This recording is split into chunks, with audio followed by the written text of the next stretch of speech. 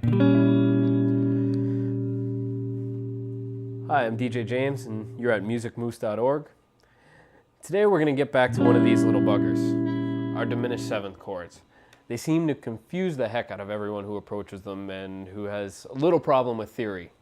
How exactly do we name these? What's the difference between a diminished and a half diminished? And how does minor 7 flat 5 fit into the picture? It's a good question. All of these are good questions, and a lot of times they're pretty confusing, and hopefully in the next couple of minutes I'll be able to clear up some of the confusion about your diminished, half diminished, and minor 7 flat 5 chords.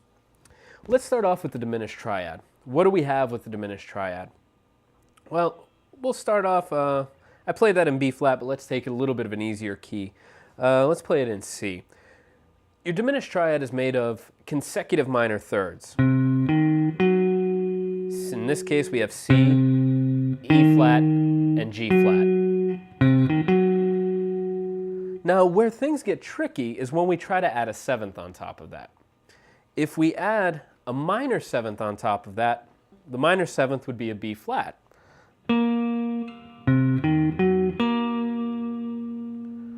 And the resultant chord would sound something, well, if we put the B flat, the resultant chord will sound like this.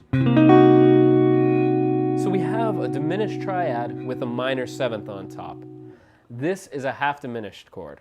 And this is where people get really confused. Because we have the diminished triad, it's essentially a diminished chord. It acts as a diminished chord. It exists as a diminished chord. But since we have a minor seventh on top, it's only a half diminished chord. A fully diminished chord, if we take that diminished triad, or actually I said the triad, so I'll only play the first three notes this time. The C, E flat, and G flat.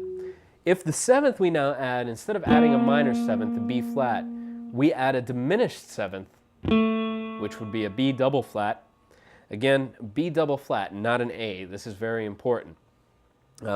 If you call it an A, it's an entirely different chord. It has a different function. We call it a B double flat because as a C chord, we're moving up by thirds. We need a C, we need some sort of E, we need some sort of G, and we need some sort of B. So in this case, we have a C, E flat, G flat, B double flat. This is a fully diminished chord because we have a diminished seventh added on top of the diminished triad. Again, half diminished, fully diminished. You can hear the difference, that little half step in the seventh. Now, one of the cool things about the diminished seventh chord is that since it's built entirely of minor thirds, C, E flat, G flat, B double flat, and now if we respell that B double flat to an A, the minor third above that is a C. We only have minor thirds in that chord. We can just kind of cycle it around, and any note in that chord can now be our root. So it can be a C diminished. If we want the A to be the root, it's an A diminished. If we want the E flat to be the root, it's an E flat diminished. All the same chord. The difference between that and the half diminished, though, is that seventh. Do we have a minor seventh on top of the diminished triad? Or do we have a diminished seventh on top of the diminished triad? And that's the essential difference. Now, where do minor 7 flat 5s come in? This is something that confuses a lot of people. The minor 7 flat 5 looks an awful lot like that diminished. And it really should. Essentially what we have there is a triad that starts out the same way as our diminished triad.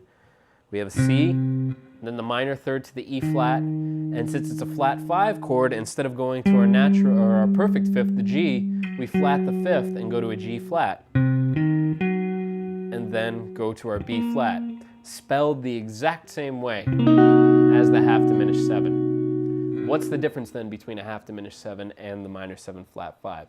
The difference is solely in function.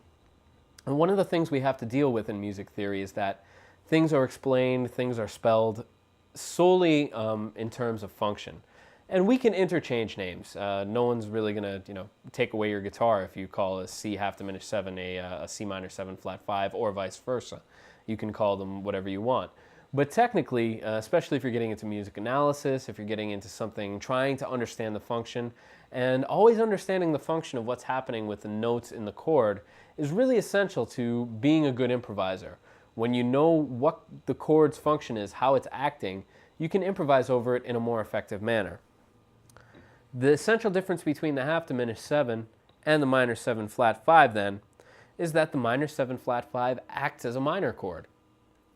And usually you'll see the minor 7-2-5 as the 2 chord in a 2-5-1 in minor progression.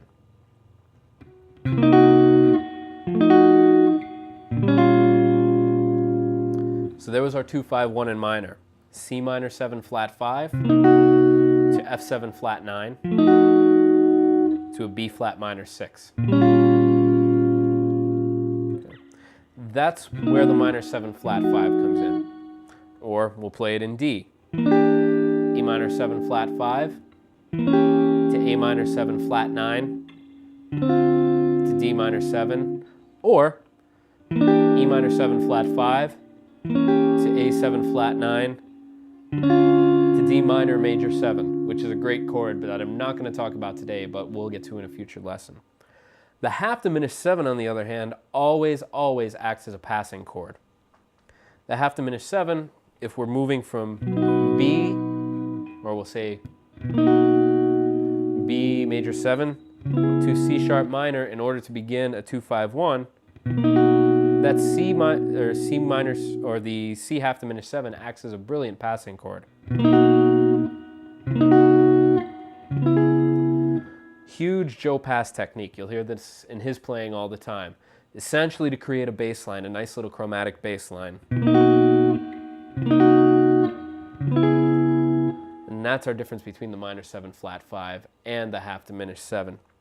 The fully diminished 7 also used as a passing chord. So our half diminished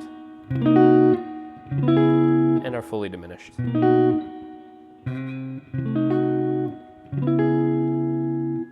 Essentially acting as passing chords. If we use one of those chords in a different function, or if we use the half diminished 7 in a different function, we get a minor 7 flat 5 instead. And that's the entire distinction between the three. Hopefully you now understand the difference between those three chords, and next time you encounter them, you'll know how to handle them a little bit better. For musicmoose.org, I'm Donald James.